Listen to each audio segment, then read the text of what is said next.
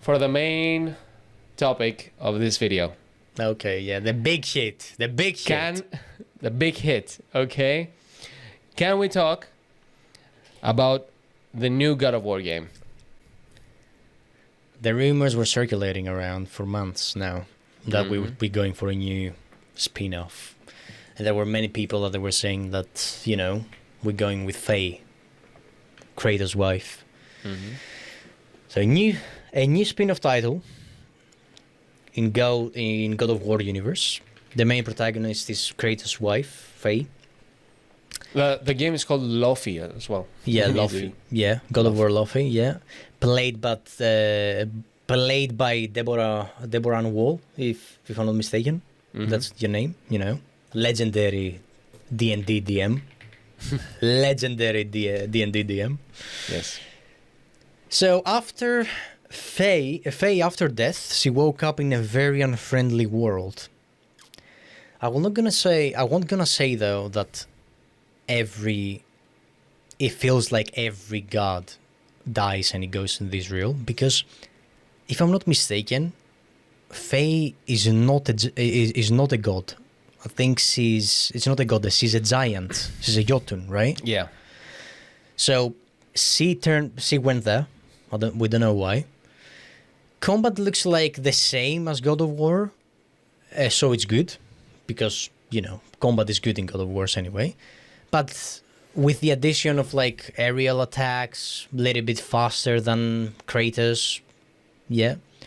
The world looks really beautiful.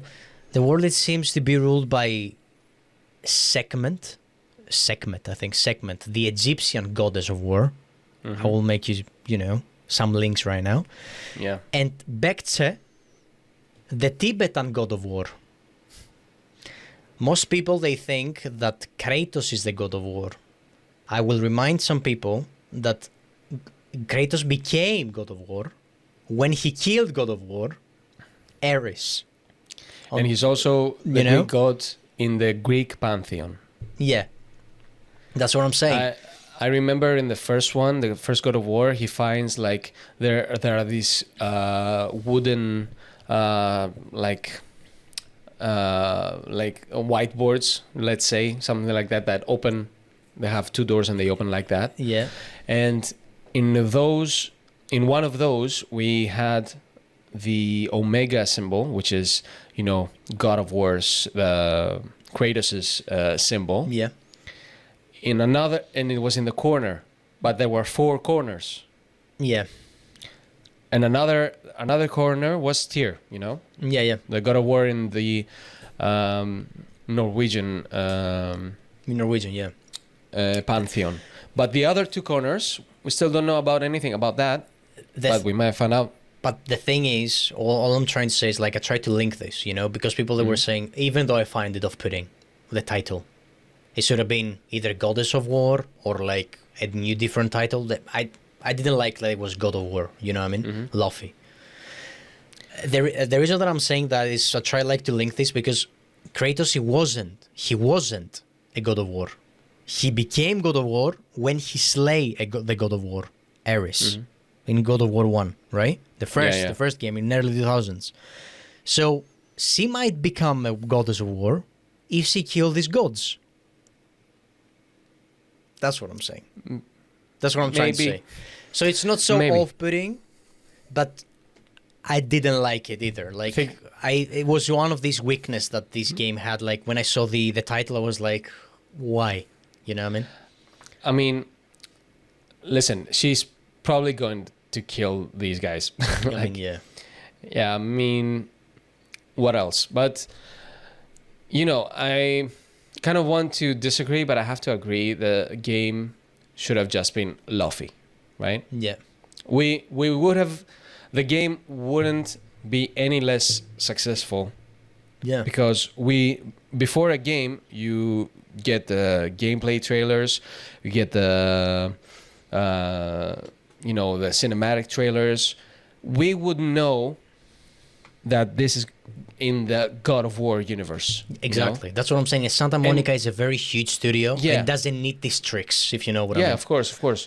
We see Kratos in the game. So I think it's very unnecessary that God of War is, the God of War title is in it. in the game's title. I don't think it's needed at all. I very much like the game. It seems very interesting. We finally get to see Faye, how she was like as a character, and we get to see her in general. Yeah. Because we didn't get to see her, like we got her a little bit in Ragnarok, but it's finally we have a game that we are going to experience her character. Yeah, because it's really interesting. That's good. That's true. That's good, but I mean, during the trailer though, I need your opinion about it, right? During the trailer, I know where this is going. she came across of what it seems to be her two companions, right? And that they will follow her adventures. Mm-hmm. One of them was Rue. I think I pronounced it right, Rue, which is basically the enchanted ribbon sword guardian.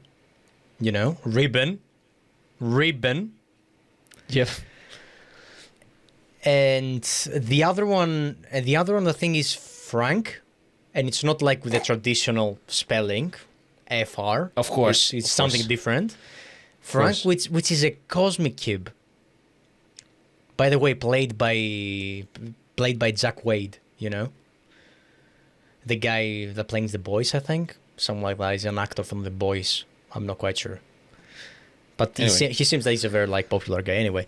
To be honest, I have mixed feelings about that with the companions. I think I felt that it's kind of like immersion breaking, that you actually speaking, that you're actually with your companions will be things, basically a ribbon and a cube. You know what I mean? Yeah. They might have amazing lore behind them. Don't get me wrong, but as a first look on the trailer, I find it a little bit, immersion breaking.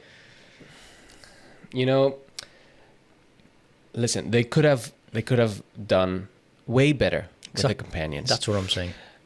It could have been the most generic, the most cliche development in the game. That when she stumbles upon this new world after death, after the Kratos and Atreus burns the body and her ashes are, dispelled into the air or whatever, as we saw in the cinematic.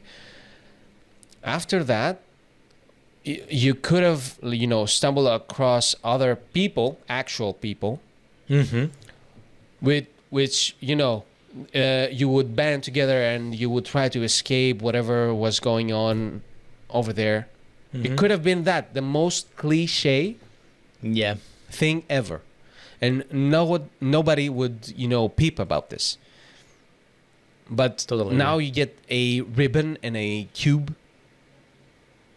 You get the naked companion cube from Portal. Yeah. I don't know. As a... I don't know, man. I don't know. Listen. It looks like a game that I definitely play. It's 100% for me. You know what I mean? Of course. But I cannot ignore the fact that the companions look weird and the dialogue is kind of Marvel level. I don't know if you felt that, but the dialogue is a little bit, it's like, that's the curse that we had in Ragnarok too. Kratos would speak to Mimir. Just, by the way, Mimir, if you're not, smart enough, I would say Mimir is basically filler. If there is, I get that he's like important on the character. first game. He was really important though, because he was trying to explain to you the Norse mythology, the North settings, with all these realms and how they work. On the first game, he was really good. On the second game, I see what you mean though. He was the same thing in the first game. What I'm trying to say is that Mimir, he might have, he was saying important things about the world. And he was informing the player about things, to create narrative. But he was there to fill the silent void. Most of the times, yeah, he felt like that. He was filler. He is filler. And because we are following the same recipe, we have the one-shot aspect of the game, like the whole game is a one-shot, like the last two games. You know what I mean? Yeah. You have silent voids, and you need to fill them. And that's the way of filling the void. A cube and a sword ribbon. I don't know, dude. I would rather have like 300 times Mimer, you know? He had a lot. I mean, yeah. I would love to have this scouser little thing behind my ear, try like to have a banter with me all the time, you know what I mean? And make jokes and shit. You accidentally sit on him. And yeah. I mean, yeah, the game, apart from like the companions, like the game looks amazing. Yeah. Really. There are a lot of memes we have seen. Yeah, that's too much, dude. Come on. Yeah, I mean, they're memes. People are memeing about anything. Like that's in the aspect of the world. This is nothing. Really. Do you know what? I will tell you something, right? If this video in the end, or like if we make a short and we will say about our concerns about this game, you will have a lot of defenders from the game like rioting against us right now. You know what I mean? Mm-hmm. And that's what I want to say right now. It's like people that they attacking the game, they're obnoxious. People that they defending the game over defending the game, they're obnoxious as well. And the problem is that if you stand in the middle and say that I like the game, it seems that it's going to be 8.10, 8.10, yeah. No, 8.5 out of 10, whatever. Mm-hmm. If you actually mention one wrong thing about the game, people they will be like, "Oh, you're a grifter." Are you fucking kidding me, dude? Yeah, it's. So what can you say about I shouldn't these people, have critical thinking, dude. Yeah. So that should be just like you. Should we just build an echo chamber around here? And if we actually like praise the game, let's say like 8 out of 10 things that are very good, people that were like, "Oh my god, you're Sony Sil." Are you kidding me, dude? Like you can't win with these people, dude. Really? No, you can't. There are not like camps in the world. We're not just black and white. You can have different opinions. It's okay. It's okay.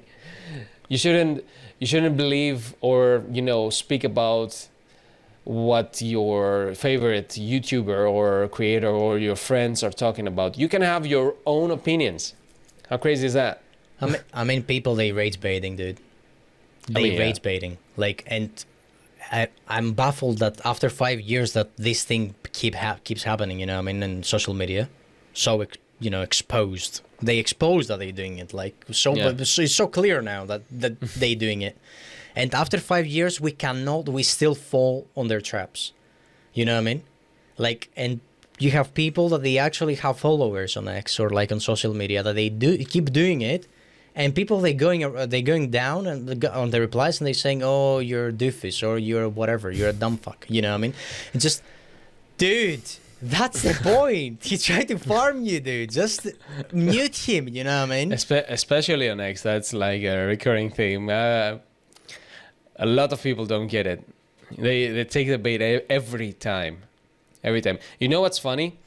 If you find one of these people, because they are terminally online as well, okay? Yeah.